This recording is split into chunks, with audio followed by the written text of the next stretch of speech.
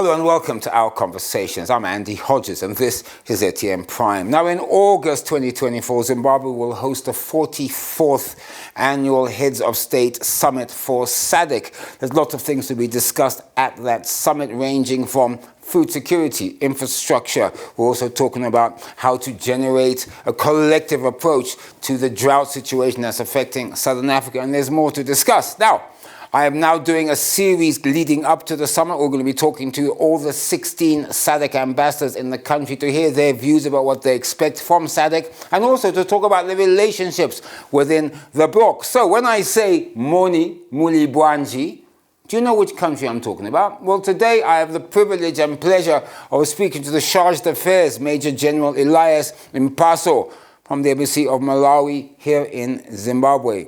Don't go away, We'll be right back.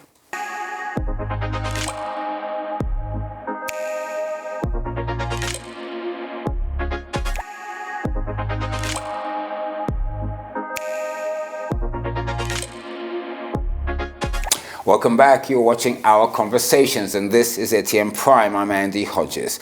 As I said, we are now counting down to the SADC Heads of State Summit to be held in August here in Harare. 16 heads of state from all SADC countries will descend on Zimbabwe's capital, discuss all issues affecting the bloc, and also to plan and strategize about the future. And of course, here at ATM Prime, we'll be talking to every single one of those 16 representatives who will be there at SADC, our brother, sister nations in Africa. We started off with Tanzania last week, and this week, of course, as I said to you, Moni Mulibwanji. You know what I'm talking about. I'm talking about Malawi. And now welcome to Our Conversations, Major General Elias Mpaso, Chargé d'Affaires at the Embassy of Malawi in Zimbabwe.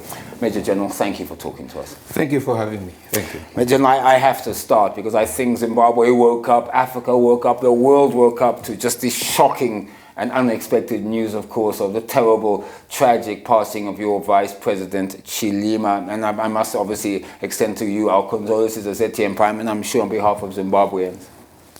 I really appreciate that, and also convey our sincere thanks and appreciation to His Excellency the President, Dr. Edi Mnangagwa, for coming to the embassy and sympathizing with us. Well, I have a feeling that when you say Zimbabwe and Malawi, I think a lot of people see one country. I want to talk about that because there's an interesting statistic. We were talking off camera and you gave me this number, and it, in a way, it frankly shocked me because I didn't know it. And I'm sure you don't know it either.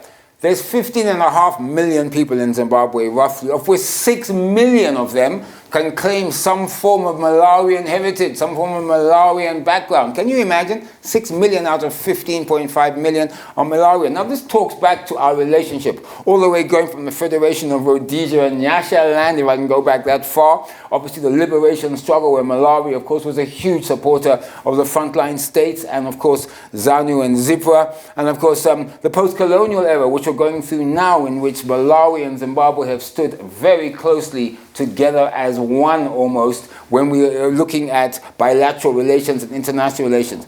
Your overview, what do you believe the relationship is between our two countries? Our relations between the two countries, I can describe it as very strong, very odd, and I don't think we should describe it as a relation. We are a one country. Yeah. You know, since the colonial era, when Malawi was in Nyasaland then, and when the Federation came in, Malawi was the main source of labor in the southern part of Africa. Hence, Zimbabwe was the highest recipient of those labor force into the country. They are working in railway station, railways, farming, and mining. And because of their coming in big numbers, most of them did not manage to go back to Malawi. They settled here. Hence, we have over 6 million Malawian individuals in this country. And I think before I go even further, I have to say thank you to the government for assimilating some of those Malawians into now Zimbabwean citizens. Well, I want to talk about that because it is an issue that obviously we need to discuss and put out in the open. You've got Malawians that have been living here since they were born, some of them, maybe Yes. 40, 50 years. Yes. And suddenly now they're having issues to do with becoming Zimbabweans or becoming Malawians. Can you give us the real situation? If I'm a Malawian, I've been here 50 years, I want to be Zimbabwean, I want to go back, what do I do? Can I become a Zimbabwean citizen? What is the story? You can become a Zimbabwean citizen. At the same time, Malawi has instituted a new law now which allows dual citizenship, which means every Malawian, Zimbabwean of Malawian origin, has the right to get a Malawian passport. Oh, that's perfect. So you can get Yes. both. So you can apply for Zimbabwean citizenship. Yes. The Zimbabwean government will give you Yes. that due to your staying here. Yes. And of course, you can In still remain Malawians. Malawian. So Yes. you still, Yes, so that's therefore, correct. in a way, you're right. It's almost one country, isn't We it? are one country. Now let's talk about one thing that Zimbabwe and Malawi do, apart from obviously, as you say, being such close countries, is that we also support each other with our common interest in the international forum. We advocate for peace, stability in the region, which of course is critical, and the two countries continue to witness cultural exchanges and people-to-people interaction. Of course we do. I think I know today, I must have met many Malawians, but one of my camera persons right now is a Malawian. So how do you think this strategic relationship, do you think it's helped both our countries to progress, not just on the AU stage, but also internationally? This relationship has really indeed helped us. Of course, I can humbly say today here that the illegal sanctions that Zimbabwe is going through are also affecting Malawi. Because Malawi and Zimbabwe, we are big trading partners. Anything that affects Zimbabwe directly affects Malawi. Not even indirectly, but directly affects Malawi.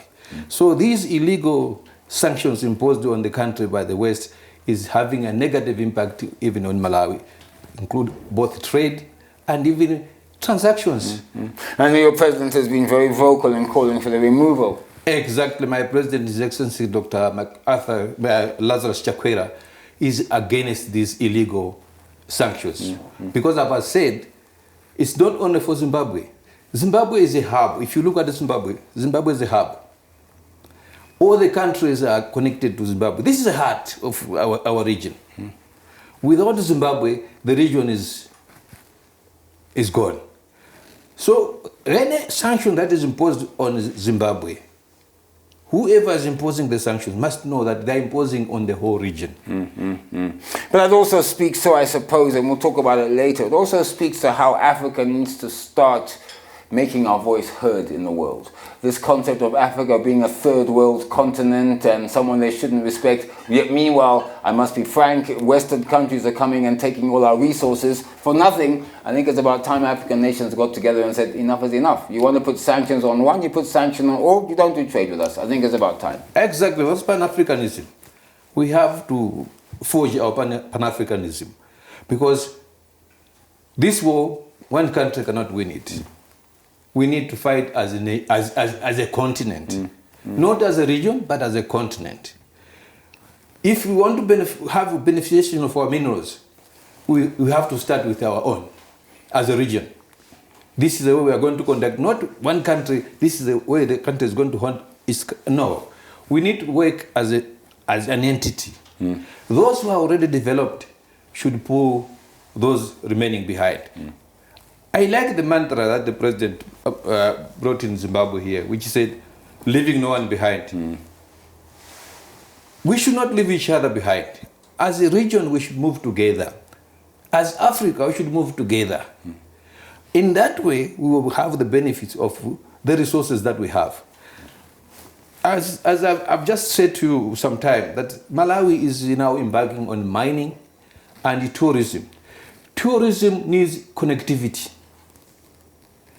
And tourism is intercontinental. Yeah, because for example, you come to Vic Falls, but you also go to Lake Malawi, and it becomes one trip. So it will become a regional tourism hub, not an individual country tourism. Yes. That's the way that we should be handling our things.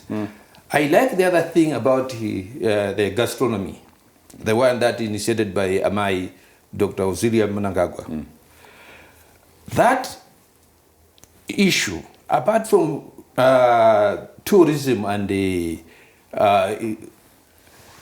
reintroducing our indigenous food, I find a lot of sense in that project, because Most of the food that are giving us problems in the region right now are a type of imported. Yeah, they are. items. Rice, They for are example. not our indigenous food that are killing us. Exactly. This drought we are crying for, we are talking about maize, it's not affecting millets. So why can't we go back to our roots and follow our roots? But this can only be done and forged if we involve ourselves and engage ourselves in Pan-Africanism. In fact, the concept must be that we are not competing. We must be complementary to each other. And one thing I've also said, and we'll get into investment, is that it's like, for example, just as an example, Malawi may put in place really good investment laws, but we're competing with you for the same investor. The only person who benefits is the investor, not African countries. We actually lose on our royalties, on our taxes, but we're fighting each other for the same thing. Whereas if we work together, if we work together, they need to be easier because now we will demand.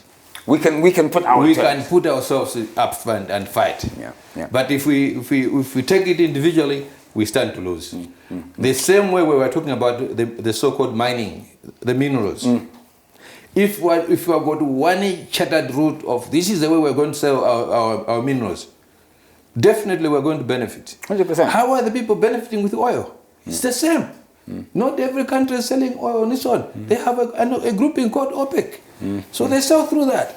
So if Malawi has got God, let's get Zimbabwe has together. got God, let's bring together after we know it. You give me so much tonnage, I'll give you so much tonnage. At the end of the day, we share our resources, but we'll be able to control. And we can dictate the price. Unlike now, they say, yes. but Malawi is giving me 10% cheaper than you, so let me come. You see the problem. They play us off against each other. I can give you another funny example Yes, here. please. We grow a lot of tea in Malawi. Yeah. You know where the auction floors is? It's in UK. Imagine. Why don't we have an auction floor in Africa? So we produce tea, we package it. The price is done in UK, and we just get the proceeds.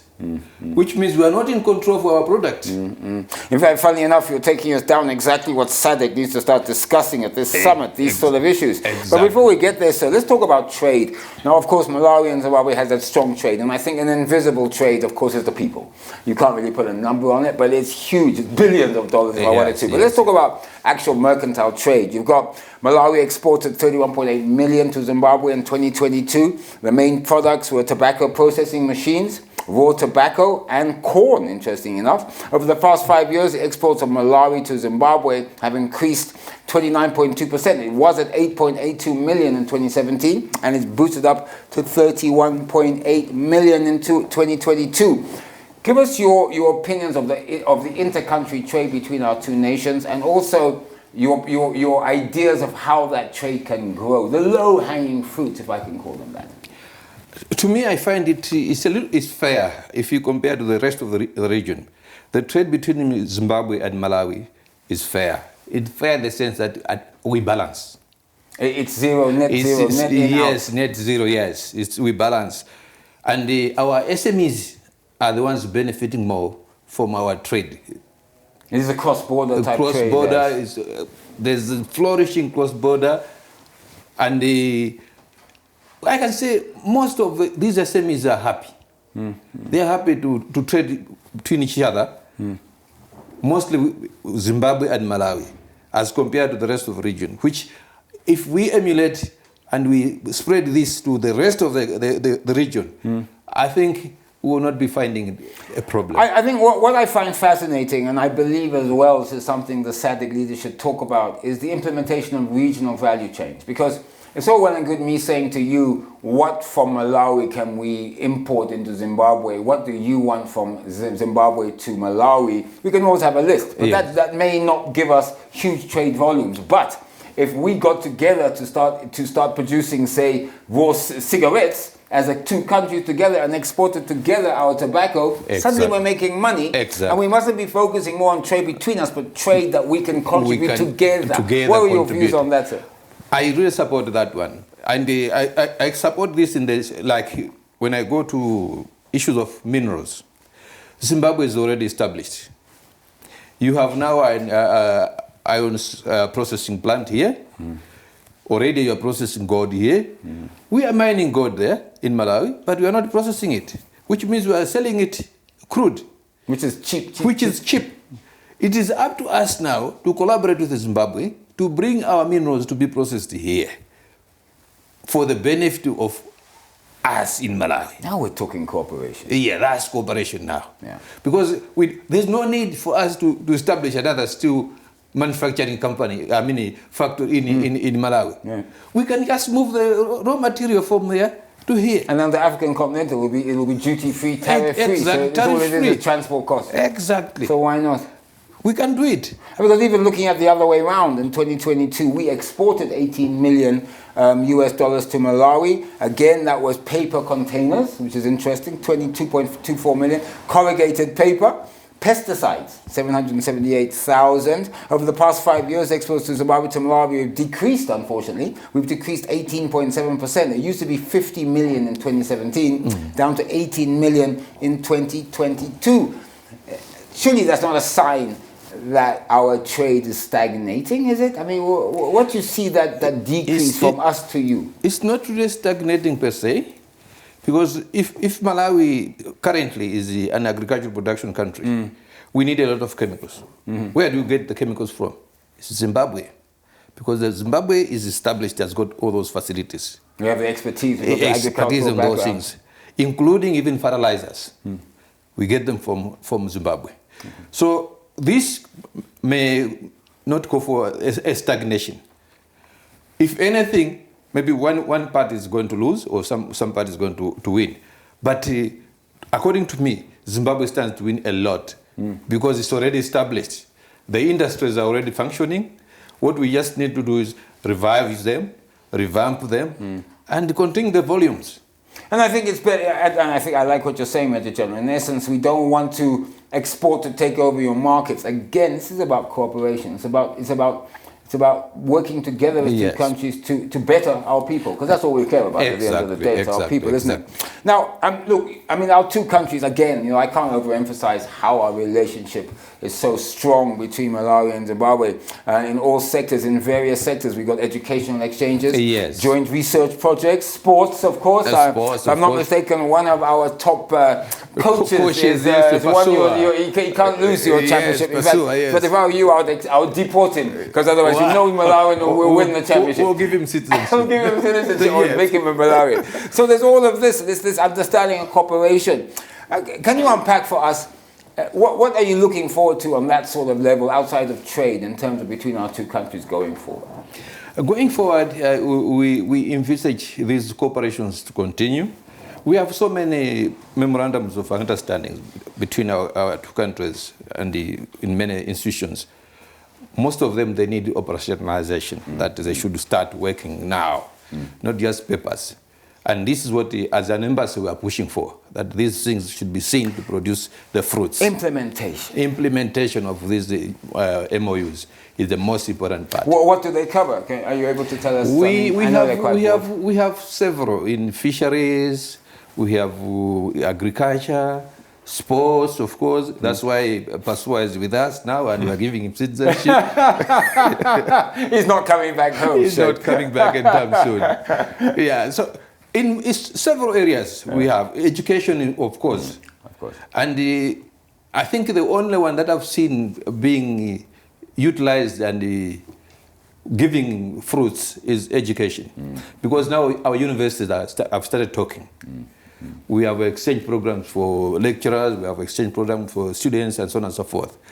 If you go to African University now, we are now almost taking over the population at the college. Yes, you come to African Women's University here in Harare, we're almost taking over again. And the good thing is they are also opening branches in Malawi, which means we may not be sending more. We will now be staying home.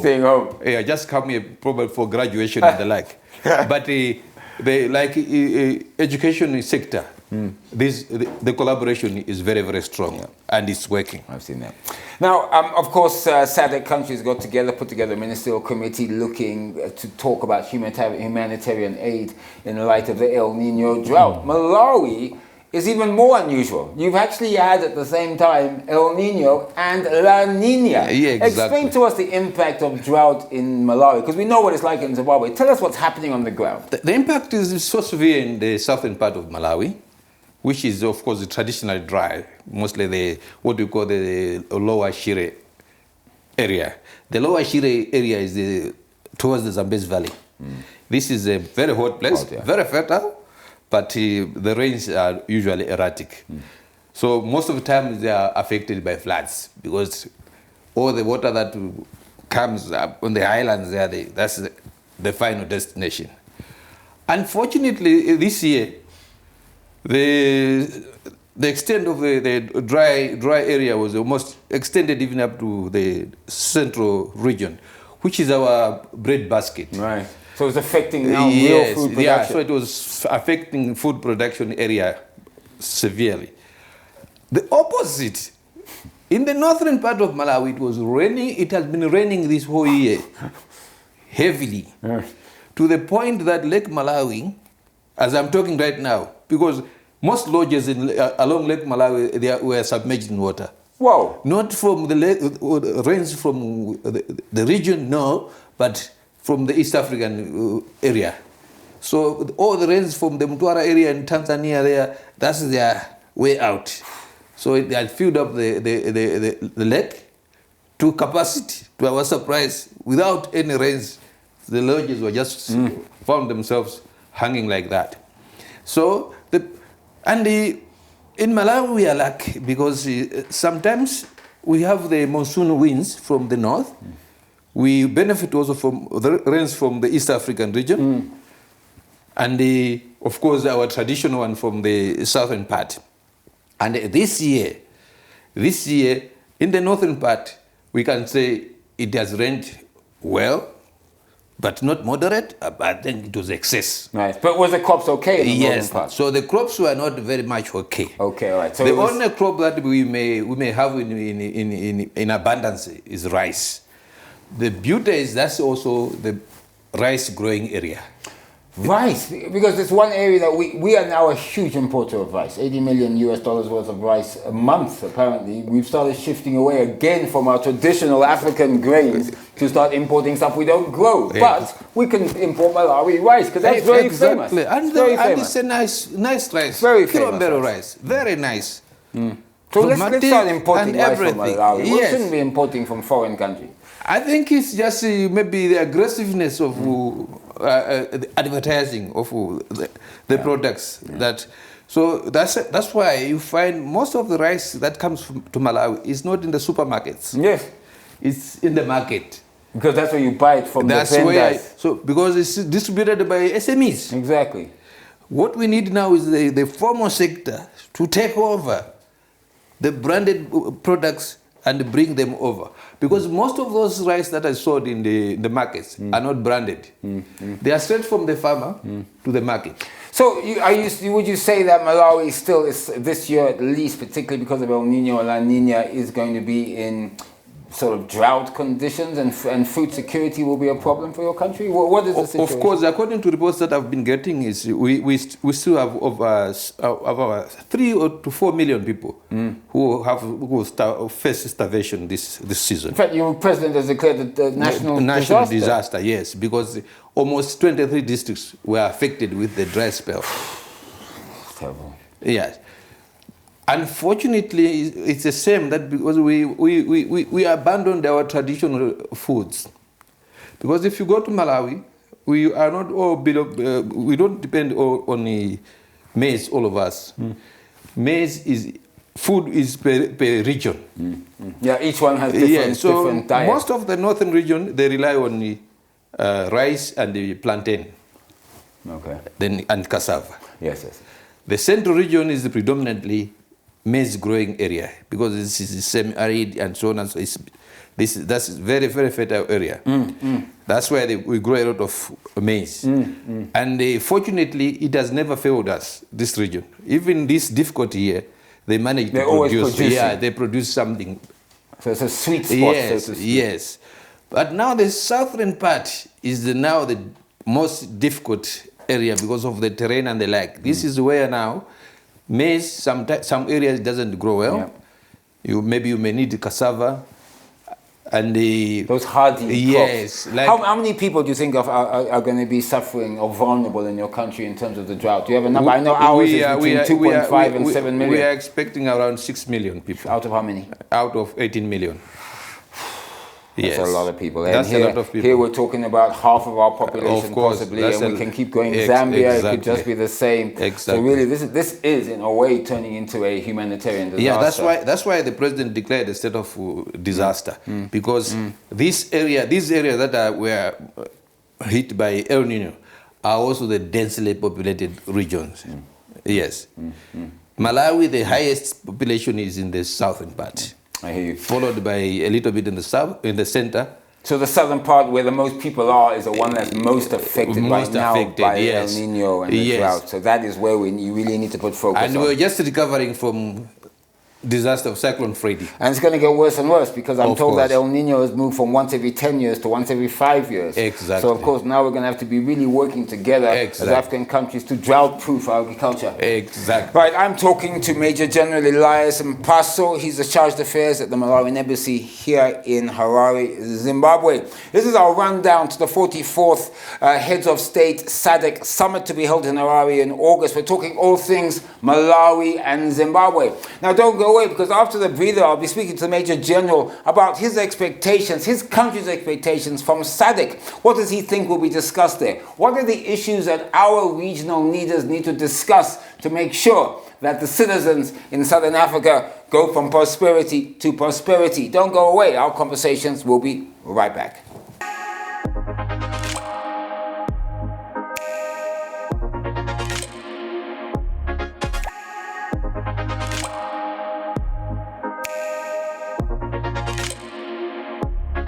Hello and welcome back. You're watching Our Conversations. This is Etienne Prime and I'm Andy Hodges. This is our continuing interviews with all 16 SADC ambassadors and nations who belong to the SADC grouping. Of course, the 44th Heads of State Summit will be held in August here in Harare. And we thought here at Etienne Prime we'd speak to each SADC ambassador here in Zimbabwe to understand what are the views, what is the relationship between them and Zimbabwe, and also what do they expect from SADC and the SADC summit that's coming up.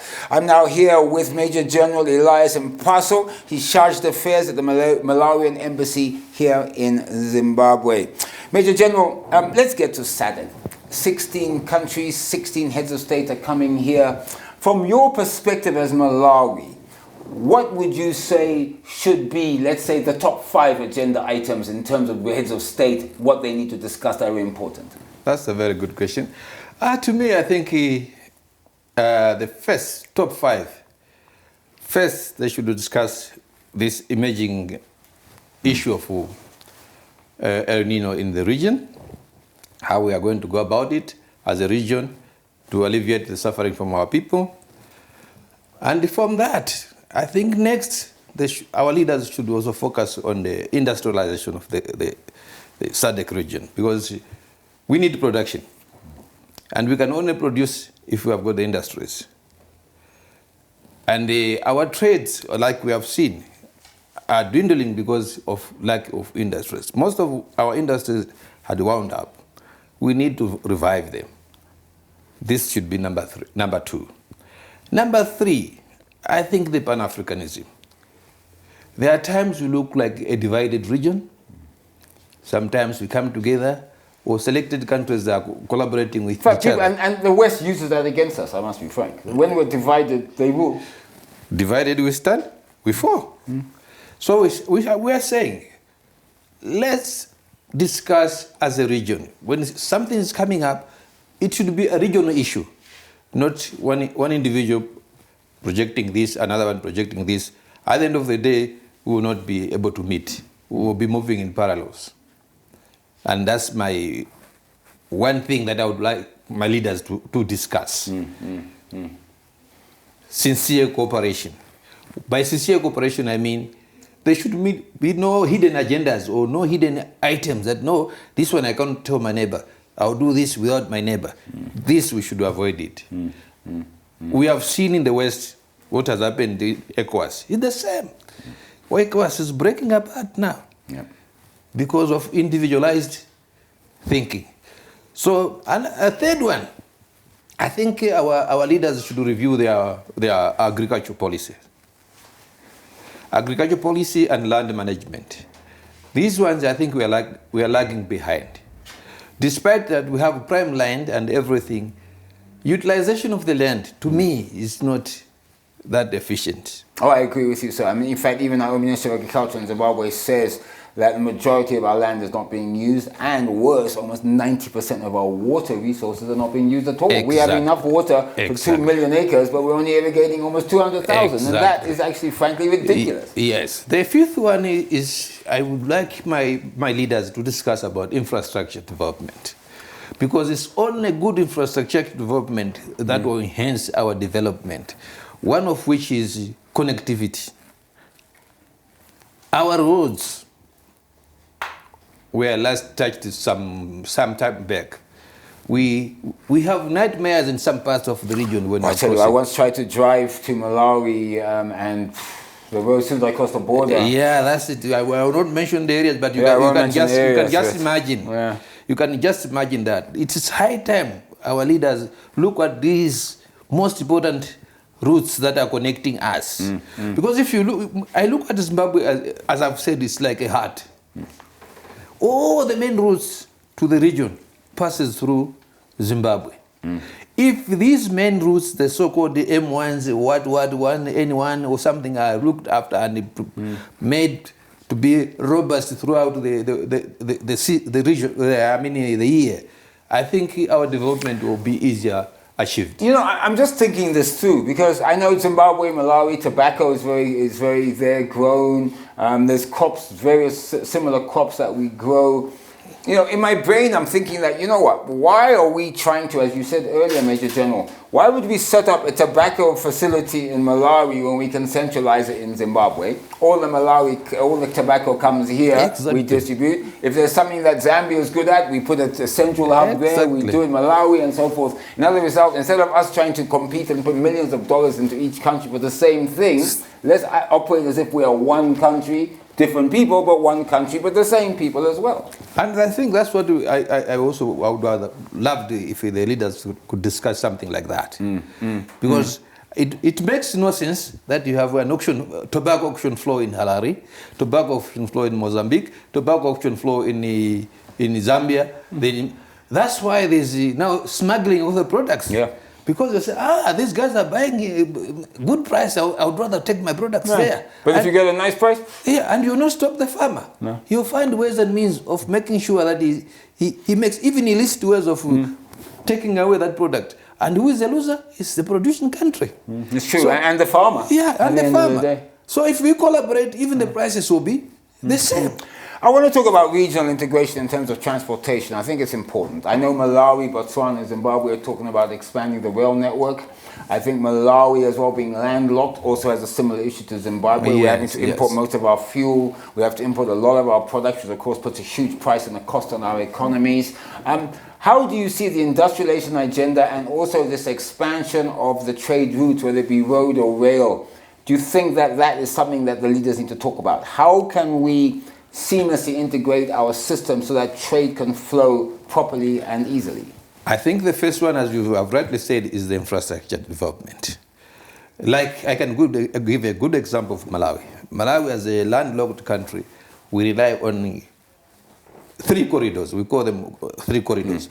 We have the northern corridor that passes through Tanzania. It's only road system. Only road, no one rail. road, no any other alternative. The second one is we call it the Beira corridor. At least the Beira corridor is a combination of rail and road, but the rail was neglected for some time. So it's not in good condition. During the Renamo War in Mozambique. But now the Mozambican government has worked on their part. Like now in Malawi, it is us now remaining Malawi to connect the remaining part, because our rail line also was in bad shape, but we are done almost. We can say 50% is done, which means in the next 2 for 3 years, we will be able to collect our goods from Beira by rail to Malawi. Oh, that'd be brilliant. At the same time, we have what we call Nakala corridor. Nakala, yes. Nakala is a rail corridor only. So they are trying to develop also a road going corridor. To where? Going to Nakala into Malawi. Into Nakala and in Malawi. Yeah, and this rail will benefit both of us, Malawi and Zambia. Okay. Okay. Unfortunately, the rail had gone up to only Chipata in Zambia. I know Chipata. And then that's it, yes. stop there. So it's like you take goods there was two land in the middle of nowhere. A dry port, and there's nowhere to go. Yes. From here to Lusaka is around 400 km, which is a little bit far. Yeah. So if these infrastructures are taken into consideration and connected in earnest, I see the region being robust. What about Zimbabwe and Malawi route? Because you mentioned the other ones, but we're not there in your list. Zimbabwe, Malawi route. Again, still, it's also the road is poor. There's no rail. The old one, the rail one, is almost non-existent, but the road is still there. So we need to now work on that infrastructure. We need now to work on that infrastructure to revive that infrastructure, the rail and the road. What concerns me, you did mention that one of the top items at SADC should be industrialization. What concerns me is we've been speaking about this for 10 years. Nothing has happened. We've had various summits where leaders have come, talk about how we need to boost industrialization. They've also pointed to the African Continental Free Trade Area as a good example and the reason why nothing has happened. I'm hoping that the African leaders won't come and have another talk show. We need to not just agree on industrialization, but also put in concrete steps to achieve it. Your views? I think the steps that Zimbabwe has taken right now is the right one. I hear they'll be showcasing from 28th to 2nd August the industrialization. This is, I think, where the captains in those areas should question themselves. What will be industry without connectivity? If you produce something here, how are you going to move those items? Items like fertilizer, they are heavy products. Are we serious? We are going to move this by trucks? Are they going to reach their destinations in time? At the right cost, at the right price? At the right cost, at the right... And yet already, things like fertilizer in the region is so expensive now. So infrastructure will help us to reduce some of these costs. That will benefit the farmer. And industrialization, retooling, bringing in new equipment, where our equipment is 30, 40, 50 years old. That will also bring down our cost of production, make us more competitive. Exactly. So these are issues that the leaders have to focus on. We're talking here about people-centric things that they need to discuss that affect their citizens. Exactly. How can we fail even to run a textile industry? Yeah, we grow cotton. We grow cotton, a lot of cotton. Yeah, we don't have any. We're importing stuff from China to where it doesn't make sense. Like in Malawi, we go to only one factory. That's David Whitehead and Sons. For 16 million people. For 16 million people, one company to produce. So that means if all your clothes are imported, in essence. Definitely, which yes. doesn't make sense. Definitely, yes. And that's why the second-hand clothes business is thriving in the region. Exactly. Because we're not producing clothes. Now, one area, I know that it should be up there. I wouldn't put it as a top 5 priority, but that's peace and security. I mean, you yourself have a background in Malawi. You were head of your army, was it, in Malawi? Is that correct? You were head of I was Land Forces Commander for some time. Land Forces Commander in Malawi. So you understand peace and security. You understand the relationship you have with our army and so forth. Yes. Talk to us about that, because I think it's very important that SADC countries, like anywhere in the region, make sure that it's stable, it's secure. We don't want to see coups. We don't want to see any of that nonsense in our region. Talk to us about the strength of the security and peace within the SADC region, particularly between Malawi and Zimbabwe. I think, as I've said, to strengthen peace and security in the region is doing things together. We should be doing things or moving together. We used to be a region where we used to do trainings a lot. Amongst joint trainings amongst ourselves. Yes, I remember in my heydays I've been to Nyanga, doing joint trainings with the rest of SADC nations. This is what we should encourage. We know it's expensive, but it is something that will make our region safer. Because if I start developing my own army here, another one is developing his own army here, who is the enemy to who? Exactly. As Zimbabwe says, Zimbabwe is a friend to everybody. and enemy to none. So why are we who is the enemy to Malawi? No one. There's no enemy. Therefore, we need to train together. Yes, we need to get to know each other, not just as people, but also as, hey, you know, our army together, so that when you sit, nothing breaks out unnecessarily. You can talk, you can communicate, you can deal with issues. I remember I used to sit down in my office and say, I call this general in Zimbabwe, General, how are you? Good. Today, they cannot talk like that. Yeah, but that's something you want to bring back. That's why we have lost everything there. Let's bring these things back. Okay. So like peace that. and security can be enhanced if we are collaborating in whatever we're doing. Talking about that, there's a joint permanent commission, right, on cooperation, JPCC. Probably seems to be the most comprehensive framework where we can discuss some of these issues, particularly boosting levels of trade, investment between our countries. Again, though, it appears as if, again, and I'm sorry to say this, it appears as if it's a talk show. I see a lot of talking, but not a lot of implementation. What are you, and I know I don't want you to criticize the commission, but at the end of the day, are you happy with the progress made? The progress made can be improved. Okay. It can be improved because these are things that we initiated, but we are lacking follow through. Yeah, this is it. If we follow through our initiatives, we have very good initiatives in the region. And I don't see anything failing.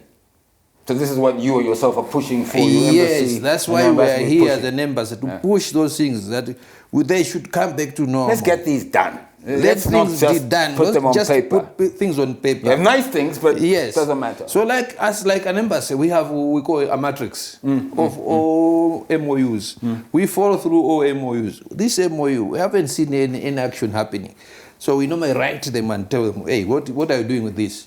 But as usual, you cannot push people to a certain limit. You can only engage them and what they call it, moral suasion is the word, I think. Exactly. I want to talk about our two presidents met and they came up with a kind of wish list of the things between our two nations. Let me go through them. Tourism, forestry, infrastructure development, of course, pharmaceuticals, higher education and science and technology, and innovation space. I think those were sort of some of the possible areas of cooperation. Tourism, I think, is pretty straightforward. I think two countries have incredible tourist destinations, and we could just work together as a region, not just Malawi, Zimbabwe, but also Botswana, South Africa, Zambia. Exactly. Is that agreed?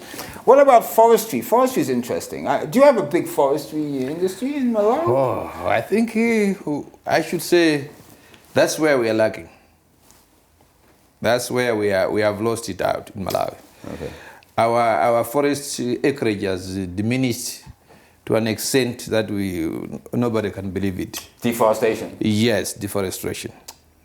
So deforestation is easier done than replacement. It is. It's easy to chop than to plant. Yes, they chop. Yeah, chopping takes you 1 minute, planting takes 20 years. Yeah, exactly. So this is where we are struggling right now in Malawi.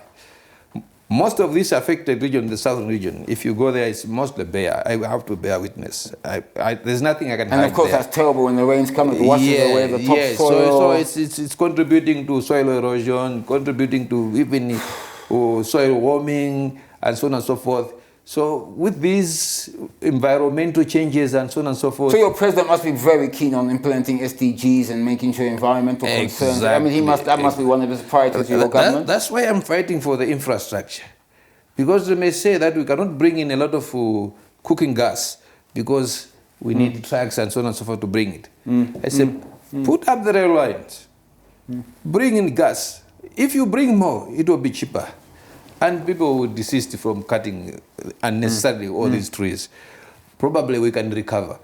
So your goal would be to ensure that those issues identified by the two presidents, you're going to see how you can put them into the Joint Cooperation Committee, but also trying to say, let's stimulate this, let's move, let's implement, let's action, because the time now for embassies to come and sit is over. You now need to sing for your money. You need to pay the dollar, right? Of course. Your president's going to want to see your report card. Yes, they have to see what I'm doing here and what I'm achieving.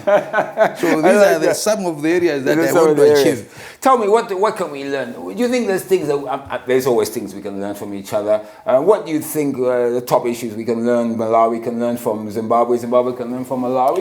I think top issues, mostly what Malawi can learn from here. I'm impressed with the irrigation system. This drought proofing of our crop. Drought resistance that we are implementing here in It's something Zimbabwe. that's hit you very hard this year. Yes, and I can tell you this is outstanding. If this thing can replicate it in the region, take it from me, this hunger thing, this El Nino thing, it won't matter. It won't Let matter. it come and go, it's okay. It won't matter. Yeah. We have Lake Malawi, 365 kilometers. Yet you're saying that some of your people have no water to feed them. Fresh water. This is fresh water. Yet you can't. Yet we can't do any irrigations, tangible irrigations outside here. I remember once a story where in Malawi there was a town where had no water, but they could see the lake. Exactly. So this is where we need this collaboration. If you are strong in this, give us a hand.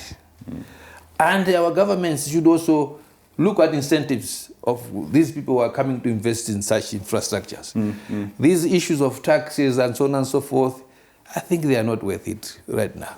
I mean, this is where I think this regional integration, we're talking about African continental free area, fits in. We've got to identify, and I've spoken to a lot of experts, you've got to identify what we're strong at, what we're weak at, how can we cooperate to make ourselves okay at both. Exactly. And that way then we benefit from each other. Exactly. And not this concept that African continental is ours alone and it's my job as Zimbabwe to take on Malawian companies, take on South African companies. We must work together to generate. Is this the view of Malawi? That's exactly. Like now Malawi is embarking on a mega farming. And some few companies from Zimbabwe have already been incorporated and they have started production. There's a huge company in southern Malawi, in Chikwawa there. They are doing irrigation. As I'm telling you, that area is fertile. Because of this? The water is ever there. So it works? It is working. That's the bottom line, isn't it? You don't have to reinvent the wheel. Yes. It's already working. Now we just need to implement it. There was another company up in the central region, I think around we call it in Chits district. They grew wheat last year. That's the first time? Yes, the president went there for the first harvest. So you can grow anything. You can just imagine, we can grow anything in Malawi. But you just need that infrastructure. We just need to collaborate and see, you Zimbabwe, you grow this, how do you do it? Come, bring us the expertise. Bring us expertise. Or we give you this land, do it. Exactly. Yes. Because at the end of the day, we're looking at the region. That one, PPP, private partnership. Let's bring the private partners. Develop, I like that. Work, and hand over. That makes sense. That makes sense. I want to just move a little bit onto a new topic, which is very important, and it's something that I like something that your president does. He's also put high on his agenda the issues facing women, issues facing GBV, and issues affecting people with disabilities, and the girl child and the girl boy. I know that that's one of your government's high priorities. Talk to me about what your president is trying to do in that area. The president is trying to empower everybody. Because as you have seen the region, we have been encroached by this scourge of drug abuse. And looking at the vulnerable people, mostly the vulnerables are the same disabled people who cannot do, the drug peddlers who use them, the children, the women.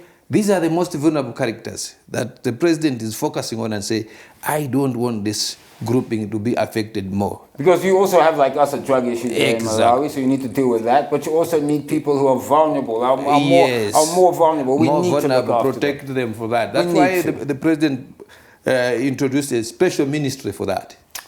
Okay. Yes, it's called the women, gender, and the child. Just to make sure that in our communities these vulnerable communities are put into this prospect. Yes. Yeah, so important. So it's working. It's working. Yes. Now, what am I expecting in August? Am I expecting a horde of Malawian companies to be coming to showcase? Do you have any confirmed Malawian companies that are coming to an industrialization week? So far, I've not been. They have not indicated, but the invitations were sent. Okay. I remember when the minister came to brief us, I asked the same question. Have you already invited them because of time essence? Yeah, because it's now, isn't it? That day he told us that immediately after this meeting, by close of business, all invitations will be gone. Okay. Unfortunately, probably they went home. They never passed through you. our office Okay, but, here. but we're hoping it will be Malawian. But it will be Malawian. There will be some here. Yes, they'll be here. Major General, I just want to clear up. Thank you so much. This is a very good, very wide-ranging interview. I do appreciate it. Just to carry up, what you now sitting here in Harare, what is your vision? What would you like to see in terms of the relationship between Malawi and Zimbabwe going forward? As we stay here, I want this continued relationship to go on, and we keep learning more. Of late, we have seen what has happened in Harare. Harare is developing tremendously. Unbelievable. 3 months, you couldn't believe it. Can't even 3 months ago, it's a different city. You can't even describe what is happening. You can't describe it. Yeah. And it also shows you what we can do when we put our mind to it. So we can do it. We can do it, there's no doubt. We can do it. We can do it. We can do it. What we need is our political will and ready to share the resources. And people that care about us. I always say that. I say that we need people that care about our people that want to uplift us, not people that just want to make a quick buck. Those we don't want. And that mantra that His Excellency the President uses, Nyeka, Inoeka, Newenwa, I really believe in that one. I've gone through all these constructions. I've not seen a Chinese. I've not seen a white man. This is local. This is local. All local companies. All local. And I wish I was allowed even to take a video of some of these activities and show them to my people and say, look. Yeah. Why do we think that this is special? Where do we fail? We fail because we don't have faith in ourselves. And that, I think, is a great way to end our interview. Major General Elias Mbaso. Sir, it's been a great pleasure. Thank you. Charge d'Affaires, Malawian Embassy. Thank you so much. Thank you for having me. Thank you. Well, there you have it. That was the Malawian Charge d'Affaires, Major General Elias Mbaso here in Harare. We're going to continue our conversations with all of the SADC representatives, the ambassadors here in Harare, leading up, of course, to the 44th Heads of State Summit to be held in Harare in August. I'm Andy Hodges. A great thanks to the Malawian government, the Malawian Embassy, and of course, to you. Take care of yourselves, and please, you all be safe. Goodbye.